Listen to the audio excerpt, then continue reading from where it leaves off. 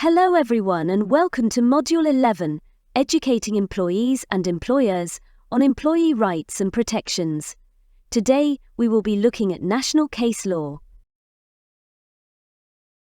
The aim of this presentation is to take a deeper look into the case law that has set precedent for EDI employment regulations across Europe. At the end of this presentation, you will be able to discuss employee rights and protections as applied to the workplace based on national employment case law. This presentation will explore key topics in workplace equality and non-discrimination. We will examine cases related to gender discrimination, discrimination by association, and age discrimination, highlighting their impact on employment law and workplace protections across the EU. Through these examples, we'll see how legal principles have evolved to ensure fairness and inclusion in the workplace. Defrene v. Sabina, 1978. Gabrielle Defrene, an air hostess for Sabina, was required to retire at the age of 40 according to her contract, while her male colleagues were not subject to the same age limit.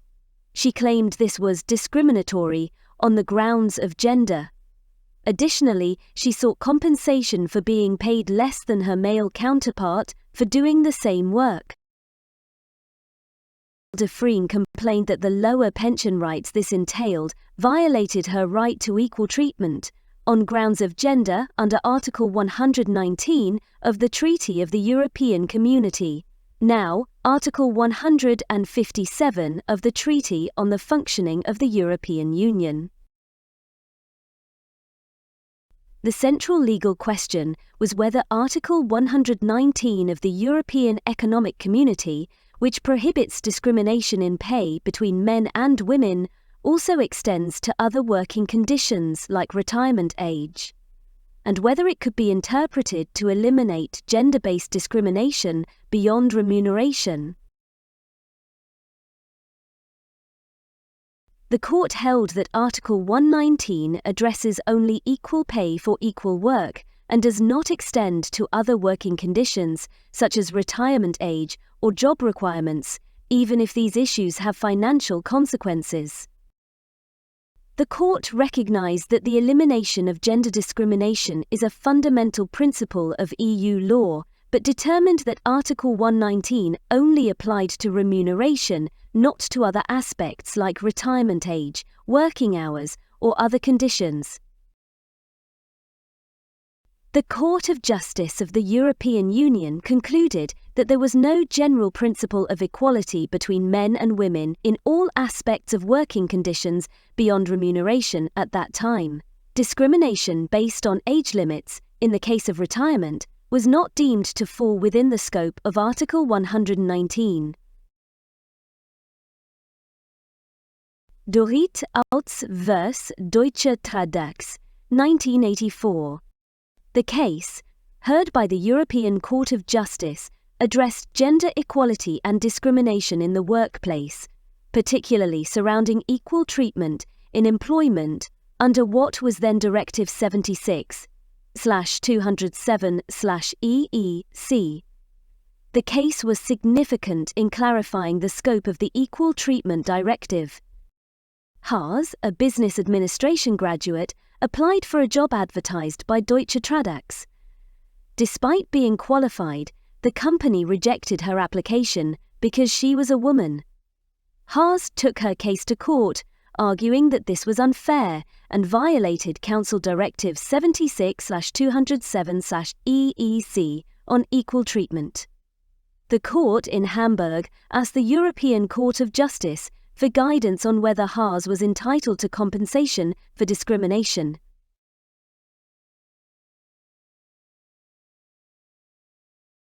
The European Court of Justice said that EU law does indeed protect against discrimination based on gender in employment. However, it doesn't specifically require an employer to give a job to someone who was discriminated against. The ECJ's decision emphasized that, while EU law sets the standard for equality, it's up to each country to enforce these rules effectively. So, In Hartz's case, while she wasn't automatically entitled to the job, the court could consider fair compensation if it found discrimination had occurred. Precedent set by Dorrithaus vs. Deutsche Tradax.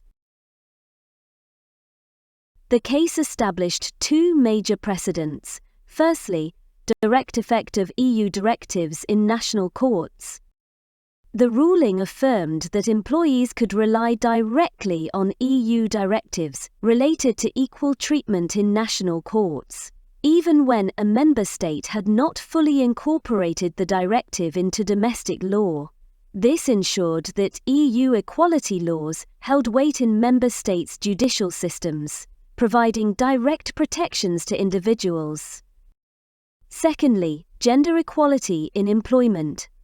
The case reinforced the right to equal treatment in employment, particularly around hiring, and emphasized that employers must not discriminate based on gender.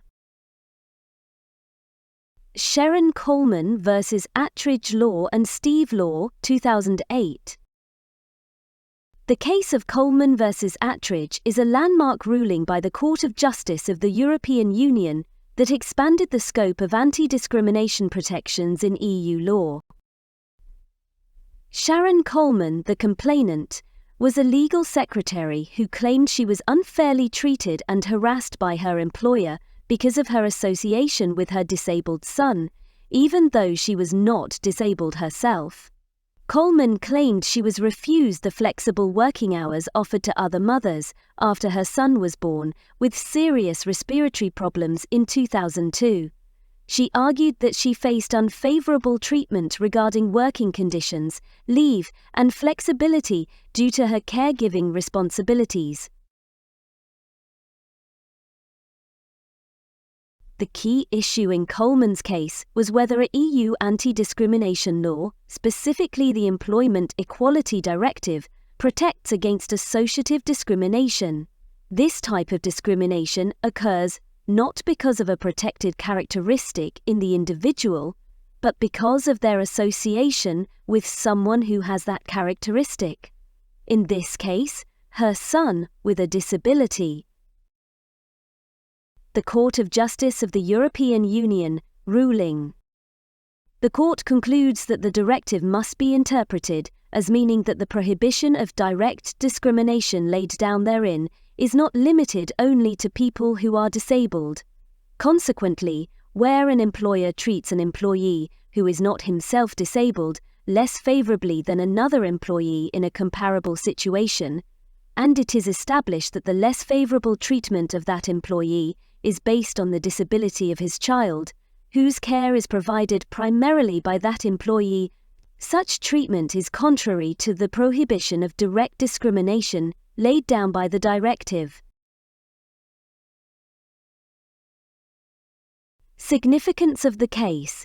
This case clarified that anti-discrimination protections under EU law extend beyond the individual and include those associated with someone with a protected characteristic. This case has influenced how employers approach workplace accommodations and flexibility for employees with caregiving responsibilities. The ruling has had wide implications, encouraging member states to ensure their national laws align with this inclusive interpretation of EU equality principles. Garda age discrimination case. Two men brought claims against the Irish police, also known as the Garda, after being denied entry due to a maximum age limit of 35. Ronald Boyle and Brian Fitzpatrick sought to join the force between 2005 and 2007 when they were aged 48 and 37 respectively. They claimed this was discriminatory under the Employment Equality Act, 1998, which aligns with EU directives on equal treatment in employment. Objective justification. The Garda argued that the maximum age limit of 35 was necessary to ensure Garda recruits could meet the physical and operational demands of the role over a long career. that the public interest was served by maintaining a youthful and physically capable police force. Case proceedings. In November 2020, the Workplace Relations Commission found that the maximum age limit for entry was discriminatory. The Minister for Justice and the Garda Commissioner appealed this decision to the Labour Court. They ruled that the age limit was not proportionate, as individuals above 35 could still meet the physical and operational requirements of the Garda role through proper fitness evaluations. The case was delayed by legal challenges, leading to a Supreme Court referral to the Court of Justice of the European Union. In 2018, the Court of Justice of the European Union ruled that the Workplace Relations Commission has the authority to disapply Irish law when it conflicts with EU law, allowing the age discrimination cases to proceed. The Irish regulation setting an upper age limit of 35 for Garda recruits was found to conflict with the European Framework Directive on Equal Treatment in Employment. Case outcome. In 2023, the Labour Court upheld the Workplace Relations Commission's decision that the age restriction was discriminatory. The Irish Human Rights and Equality Commission provided legal support to Boyle and Fitzpatrick, arguing the age restriction violated both national and EU law. Effect on national law. Following the ruling, Minister for Justice Helen McEntee raised the age limit for new Garda recruits from 35 to 50, with new recruitment efforts launched in October 2023. In this presentation, we have explored key cases that have shaped employment rights across Europe, emphasizing non-discrimination and fair treatment. These landmark decisions have helped define the principles of equality and inclusivity in the workplace, reinforcing the commitment to protecting individuals from unfair practices based on protected characteristics such as age, gender, and disability. Here you can see a list of the references used throughout the presentation. These sources will assist you in researching more deeply into EU case law. Thank you for listening. I hope this presentation has provided you with a deeper understanding of EU employee and employers' rights and protections.